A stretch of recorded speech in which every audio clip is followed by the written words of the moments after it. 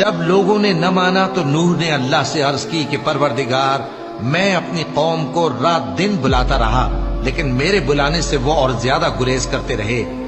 جب میں نے ان کو بلایا کہ توبہ کریں اور تو ان کو معاف فرمائے تو انہوں نے اپنے کانوں میں انگلیاں دے لی اور اپنے اوپر کپڑے اوڑھ لیے اور اڑ گئے اور خوب تکبر کرنے لگے۔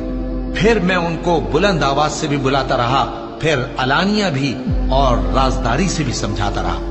پھر میں نے کہا کہ اپنے پروردگار سے معافی مانگو کہ وہ بڑا معاف کرنے والا ہے۔